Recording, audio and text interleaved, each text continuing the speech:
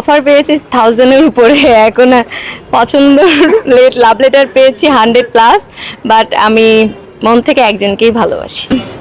আধ্যাত্মিক জগৎ বললে এটার পিছনে অনেক ব্যাখ্যা থাকে, আমি এত কথা তো বলতে পারবো না, কারণ হচ্ছে এটা আমি যখন মানে লালন গীতি শিখি আমার গুরুর কাছে, যখন আমি যাই, লাইক আমার বয়স তখন হচ্ছে 10 বছর। সো তখন আধ্যাত্মিক টাইপের কিছু কথা উনি আমাদেরকে বলতো, শেয়ার করতো, তখন থেকে আমার ওই যে সাইজির গানের প্রতি যে ভালো লাগে কাজ করে, লালন। তো ওইখান থেকে আমি মানে ডিসাইড করি যে আমি আধ্যাত্মিক টাইপের গান গাইবো, আর আমি গাইতেও স্বাচ্ছন্দ্য বোধ করি। দ্যাটস ওয়াই আমার এই ধরনের গান গাইতেও ভালো লাগে, এই গানগুলোই আমি গায়ে থাকি সবসময়। প্রত্যেকটা মানুষের ভিতরে কখনো না কোথাও সে কষ্ট বা আপসেট কিছু একটা হয়ে থাকে, আর এই গানের কথা এবং সুর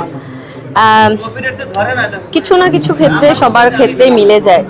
সো আমি যখন গান গাই অনেক কথা হয়তো আমার বাস্তব জীবনের সাথে মিলে যেতে পারে, দ্যাটস ওয়াই আমার চোখে পায়। স্যাকা খাইনি কখনো, বাট ভালোবাসার মানুষের কাছ থেকে ইগনোর যে বিষয়টা যখন আসে তখন একটু কষ্ট।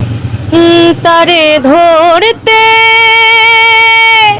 পারলে মনো বেরি, ধরতে পারলে মনো বেরি, দিতাম পাখির পায়, কেমনে আসে যায় খাঁচার ভিতর অচিন পাখি, কেমনে আসে যায় কপালের ফের, নইলে কি আর পাখিটির মন ব্যবহার, কপালের ফের, নইলে কি আর পাখিটির মন ব্যবহার।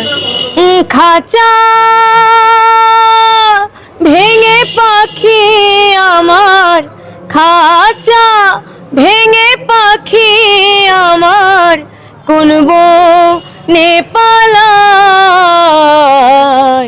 কেমনে আসে যায় খাঁচার ভিতর অচিন পাখি, কেমনে আসে যায়। একজনকেই ভালোবাসি, আর শেষ পর্যন্ত একজনকেই ভালোবাসি তাকে মানে সব মানে যেখানে থাকুক না কেন তার অনুভূতিটা সবসময় আমার সাথে। না, আমি স্যাকা খাবো কেন, কারণ আমাকে স্যাকা দেওয়ার মতো এরকম এখনো পার্সন হয় নাই, বিকজ আমার মধ্যে সুর আছে। সো আমার যখন মন খারাপ হয় আমি তখন দরজা বন্ধ করে গান গাই, তার সেটা আমার মন ভালো হয়ে যায়।